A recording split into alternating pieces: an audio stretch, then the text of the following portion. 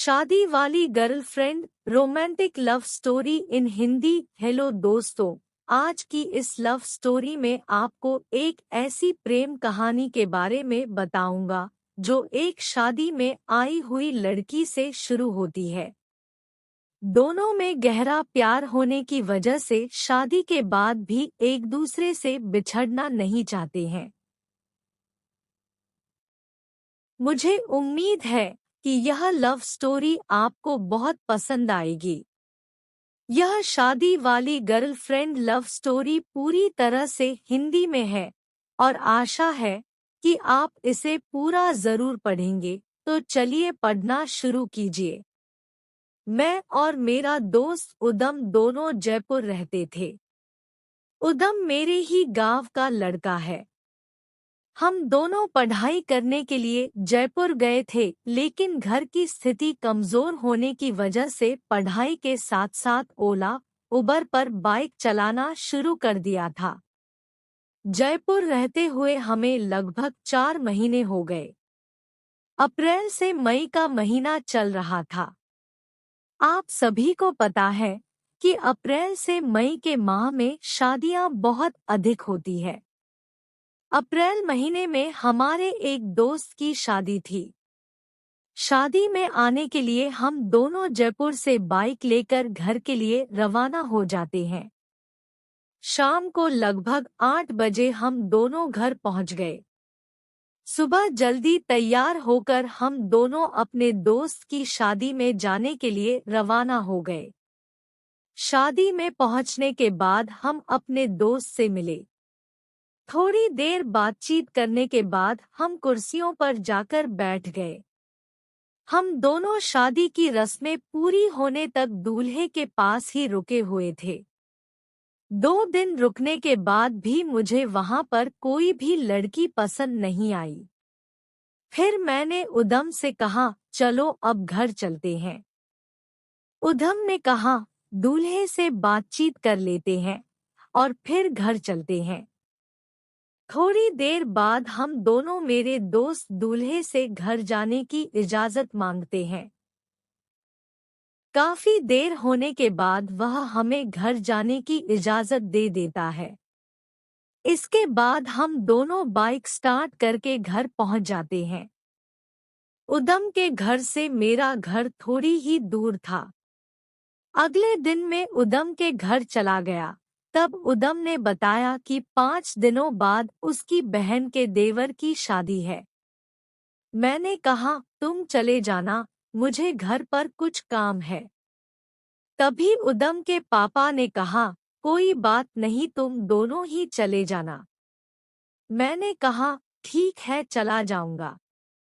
5 दिन बाद हम दोनों गांव से 30 किलोमीटर दूर उदम की बहन के ससुराल पहुंच जाते हैं, जहां पर उदम की बहन के देवर की शादी थी। पहुंचने के बाद हम दोनों अपनी बहन से मिलते हैं और हमारे पास जो सामान था उसे रखने के लिए दे देते हैं। क्योंकि हम शादी जैसे समारोह मेरे जाते थे तो हमारे साथ एक बैग भी होता था, जिसमें हमारे कपड़े, चश्मे, परफ्यूम्स और जूते रखे हुए होते थे। शाम के समय खाना खाने के बाद हम दोनों कुर्सियों पर बैठे हुए थे। हमारे सामने ही फ्लोर डीजे लगा हुआ था। तभी मैंने देखा कि बगल वाले मकान से एक लड़की निकलकर डीजे पर नाचने लगती है। मैंने हाथ के इशारे से उदम को बताया, वह लड़की कितना अच्छा डांस कर रही है। इस पर उदम ने जवाब दिया, हाँ सच में अच्छा डांस कर रही है। डांस करने के बाद वह लड़की हमारी बगल वाली कुर्सी पर आकर बैठ जाती है। लड़की के बैठ जाने के बाद हम दोनों उसके डांस की तारीफ करने लगते हैं। डांस की तारीफ करने के बाद वह हमारा शुक्रिया अदा करती है। उदम ने कहा, शायद आप जैसा डांस कोई और नहीं कर सकता है। थोड़ी देर बातचीत करने उदम ने लड़की से नाम पूछा। लड़की ने अपना नाम सपना बताया। उदम और सपना को बातचीत करते हुए देखकर मैं वहां से चला गया। लगभग 1 घंटे बाद वापस आने पर उदम ने मुझसे कहा, सपना को मेरे मोबाइल नंबर देने हैं। मैंने कहा, क्यों? तभी उदम ने जवाब दिया, वह मुझे बहुत पसंद है, इसलिए मैं उसे अपना नंबर देना चाहता हूँ। इसके बाद मैंने जवाब दिया, ठीक है। रात को लगभग 10 बज रहे थे। चारों ओर डीजे का शोर था। सपना डीजे पर डांस करते हुए अपनी अदाएं बिखेर रही थी। उसका डांस देखकर मैं भी दीवाना हो रहा था, लेकिन क्या करूं, उदम मुझसे पहले ही उसको अपना मोबाइल नंबर देना चाहता था, जिसकी वजह से मैंने उस लड़की को कुछ भी नहीं कहा और उसका डांस देखता रहा। थोड़ी देर डांस करने के बाद वह हमारे आगे आकर खड़ी हो जाती है। तभी मैं सपना से कहता हूँ, आपका डांस मेरे दोस्त को दीवाना बनाते जा रहा है। लेकिन सपना कोई भी जवाब नहीं देती है। मैंने सोचा शायद उसने सुना ही नहीं है, जिसकी वजह से वह कोई जवाब नहीं दे पाई। थोड़ी देर बाद मैं उदम से कहता हूँ, चलो अब घर चलते हैं, यहाँ पर अपनी बात कोई नहीं सुनता है। इतने में ही सपना पीछे मुड़कर देखते हैं। मैं वहां से चलकर बाइक के पास जाकर खड़ा हो जाता हूँ। तभी वह सोचती थी हम दोनों अपने घर जाने वाले हैं, और उदम की बहन से जाकर हम दोनों के जाने की बात कह देती है। इतने में ही उदम की बहन मेरे पास आकर मुझसे पूछती है, तुम दोनों गांव क्यों जा रहे हो? मैंने कहा, नहीं दीदी, आपसे किसने कहा कि हम गांव जा रहे हैं? तब दीदी ने जवाब दिया, मुझसे सपना ने कहा था कि आप लोग गांव जा रहे हो। तब मैं समझ चुका था कि सपना मोबाइल नंबर लेने के लिए तैयार है। दीदी के चले जाने के बाद मैं उदम के पास जाकर खड़ा हो जाता हूँ। हम दोनों पीछे कुर्सियों पर जाकर बैठ जाते हैं, जहाँ पर पहले से ही सपना बैठी हुई थी। इतने में उदम अपनी जेब से मोबाइल नंबर की पर्ची चिट निकालकर सपना को थमा देता है। सपना उस मोबाइल नंबर की पर्ची को लेकर वहां से चली जाती है।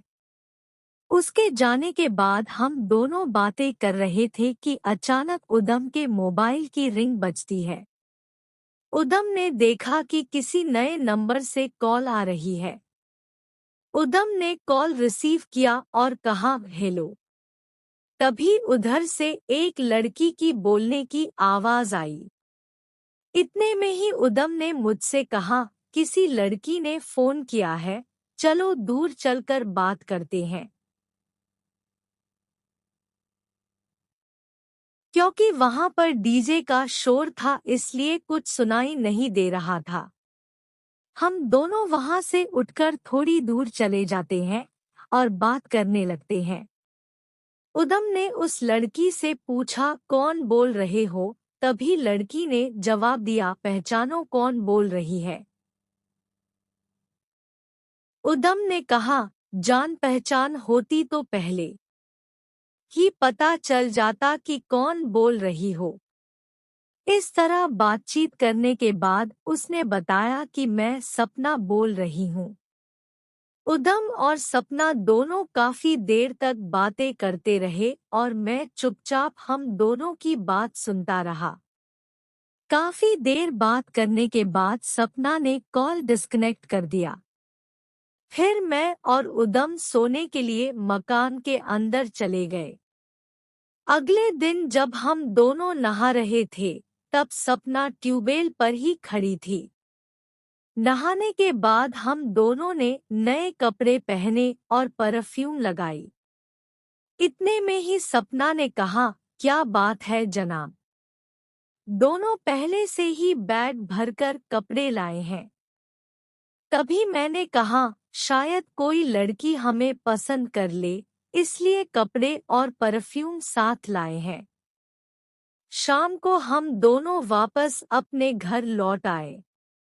इधर सपना और उदम भी फोन पर कई घंटों तक बातचीत करते रहते थे। दोनों के बीच इतना गहरा प्यार हो गया कि एक दूसरे को भूल पाना मुश्किल था। धीरे धीरे इन दोनों के प्यार सपना के पिताजी को पता चल गया। उन्होंने कॉल करके उदम की जीजा जी को सब कुछ बता दिया। शाम का समय था, तभी अचानक मेरी पास उदम के जीजा जी का कॉल आया। कॉल के दौरान मैंने सपना और उदम के प्यार के बारे में सब कुछ बता दिया और कहा ये दोनों एक दूसरे से शादी करना चाहते हैं। मैंने कहा सपना की माँ को इनके प्यार के बारे में पूरा पता है और वह इन दोनों शादी करवाने के लिए भी तैयार है। काफी देर बातचीत करने के बाद मैं फोन डिस्कनेक्ट कर देता हूँ। मेरे और जीजा जी के बीच हुई सारी बातचीत को उदम ने अच्छी तरह से सुन लिया था, क्योंकि वह बातचीत के दौरान मेरे पास ही बैठा हुआ था। उदम और सपना हर महीने एक दूसरे से मुलाकात करते रहते थे। दोनों एक दूसरे से शादी करना चाहते थे, लेकिन लड़की की मां के अलावा पूरा परिवार शादी के खिलाफ था। दोनों प्रेमी जोड़े को भी पता था कि उन दोनों की शादी हो पाना मुश्किल है, लेकिन फिर भी मुलाकात करते रहते थे। इन दोनों के प्यार को लगभग 3 साल गुजर गया था। इन 3 सालों में उन्होंने खूब रोमांस किया और दोनों एक दूसरे से कभी बिना मिले नहीं रहे। काफी दिन गुजर जाने के बाद सपना की शादी किसी दूसरे लड़के के साथ तय कर दी जाती है। शादी की बात सुनकर उदम को काफी दुख हुआ, लेकिन मैं किसी भी तरह से उसको समझाकर जयपुर ले गया। शादी हो जाने के बाद भी सपना ने कॉल करना बंद नहीं किया। वह आज भी कभी कभी उदम के पास कॉल करती रहती है। कॉल के दौरान दोनों रोमांस भरी बातें करते रहते हैं। शादी हो जाने के बाद भी इन दोनों का प्यार कभी कम नहीं हुआ। आज भी दोनों पहले जितना ही एक दूसरे से प्यार करते हैं।